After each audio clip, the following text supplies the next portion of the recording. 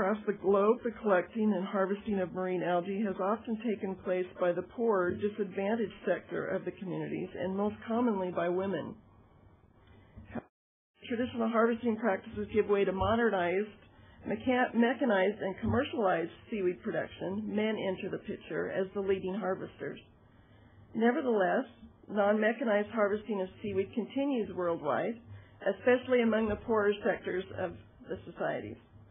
Globally, within this more traditional activity, females outnumber males 70 to 30 in the harvesting of the seaweed. And Tongans are no exceptions. Women also outnumber the men, and it's also practiced mostly by the poorer sectors. There remains obscurity in the ancient records, and there are no ancient records and very few references from the first European visitors to Tonga regarding the use of limu. The first written sources come from European explorers looking for new sailing routes and new continents.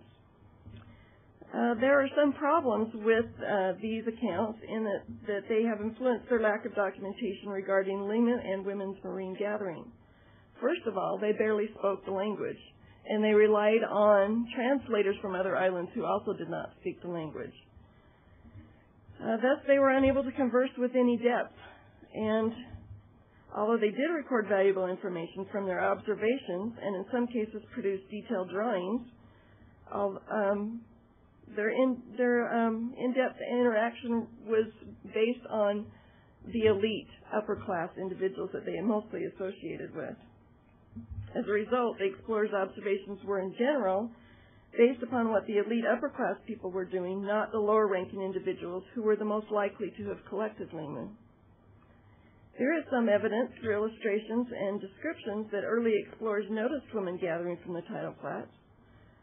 There are several drawings by some of the early explorers that note women out in the tidal areas collecting. But while there's no direct mention, William Anderson Cook Surgeon on the resolution describes the reef and intertidal area in some detail, mentioning several types of shellfish that were very highly esteemed in Europe. However, this is the extent of knowledge that we have concerning gleaning from the tidal areas from these early explorers. None of them collected the edible seaweeds, and none reported it being eaten by native islanders. One of the best sources of information regarding Tonga in the early 1800s comes from William Mariner, a young clerk who was the only survivor from the crew from the Port-au-Prince, an English ship of war. The rest of the crew was massacred in the Ha'apai Islands in 1806. Mariner spent the next 4 years living in Tonga as adopted son of Ulukalala, a warrior chief. While Mariner offers much in the way of daily life, religious practices, and warfare, the only time he mentions women gathering shellfish is in the context of war. He mentions them as the women out in the tidal areas only in relationship to the war plans that they had made. From Mariner's description, or lack of one, it seems as if this was a common scene, not one to be noted upon. However, that's the only mention in his entire account of women's gleaning practices. Other accounts from this time come from Elizabeth Bott, who interviewed the late Queen Salote in the early 1900s. Her aim was to describe the social and political organization of Tonga at the time of Captain Cook. Queen Salote helped clarify the roles, responsibilities, and obligations of mostly the chiefly or high-ranking individuals. Since high-ranking women did not harvest food from the sea, there is no mention of gleaning activities in her work. Edward Gifford, the pioneer of Tongan anthropology, first arrived in Tonga in 1920 with the Bayer-Dominic expedition.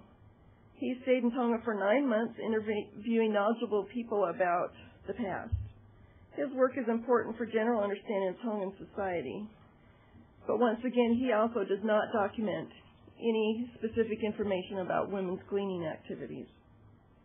The husband and wife team of Ernest and Pearl Beaglehole document life in Tonga also during the early 1900s, about 1940.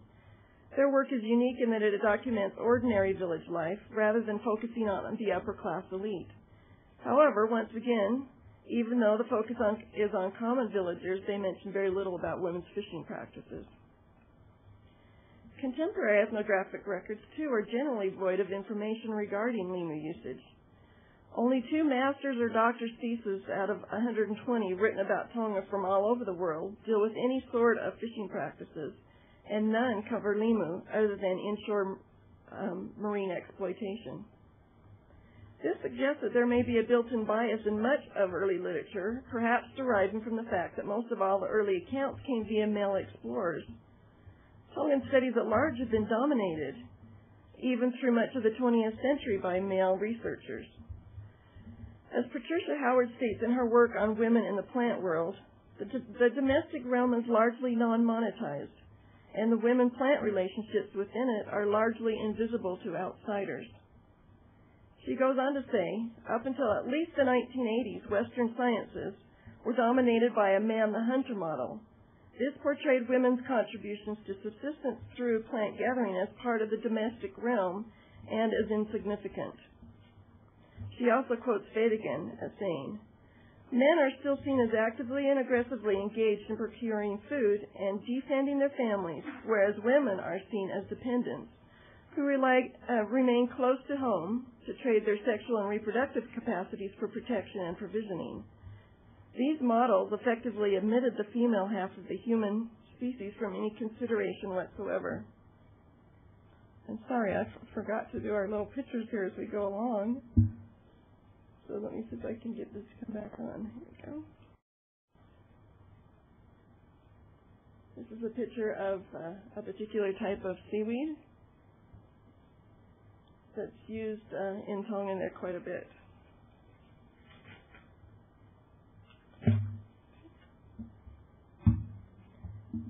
There is a complex reciprocal relationship between the human and natural world.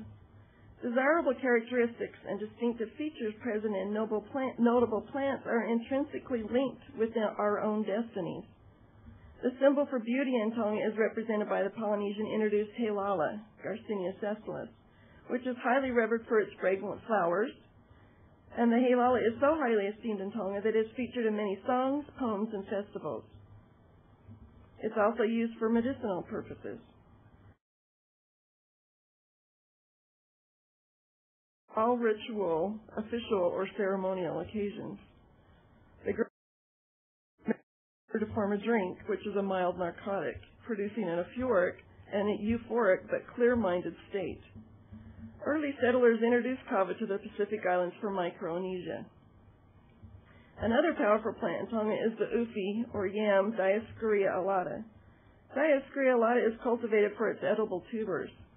Early settlers also distributed this plant throughout Polynesia.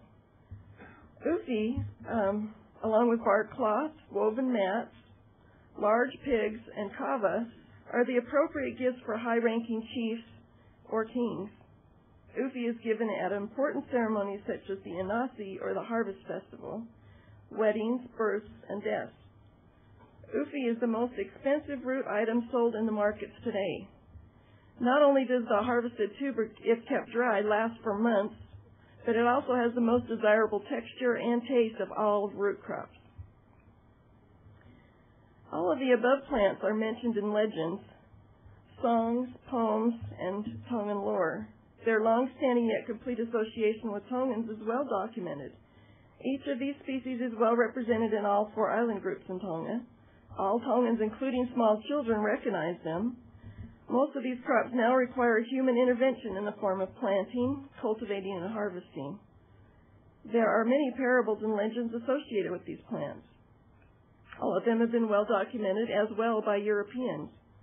From the very first explorers to Tonga who recorded information about them in their journals, to photographs dating from the 1960s all the way through the 2000s, to anthropologists, historians, and even ethnobotanists. These plants have been central to Tongan society for the beginning of its history. In contrast to the above, limu is indigenous to Tonga. It's rarely mentioned in historical and contemporary literature. It's not mentioned in any legends and does not require human intervention to grow. Does this lack of documentation and saliency within the Tongan community suggest a lack of importance? Or is there an underlying significance to limu and associated limu practices that would suggest the validity and salutary nature of limu to Tongan culture? Is there, in fact, significance in the absence of information regarding it? The rest of my paper kind of addresses those questions that we've just talked about there. In the past in Tonga, as in many other parts of the world, Indigenous knowledge, especially women's Indigenous knowledge, was an essential component to a family's survival. While this knowledge is still valued and continues to be important to the sustenance of the family today in Tonga, its role in contemporary life has diminished. For example, knowledge relating to seaweed is no longer considered prestigious or even necessary by those who can afford to purchase goods at local markets. Presently, women collect limu, which was once commonly eaten and used by everyone in the community on a very much limited basis. In Tonga, not all women gathered food from the tidal flats. Historically, the women involved in subsistence fishing activities have been those of lower status. According to Queen Salote, chiefly or high-ranking individuals relied on commoners to provide their food for them. Today, it is much the same.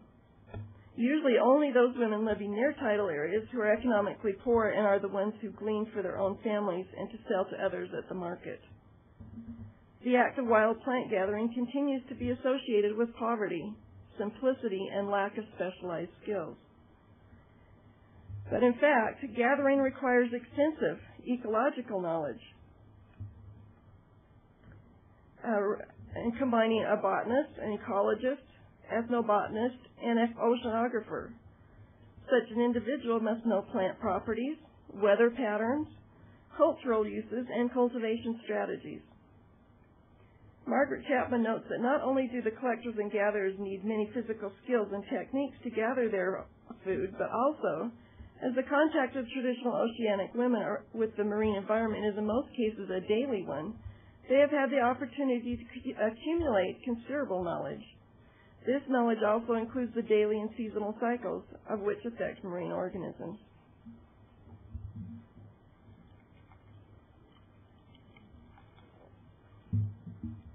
Women's fishing methods may sound and look simple, but in reality they are very complicated. They require extensive, extremely adroit use of the senses and skillful utilization of fisheries knowledge.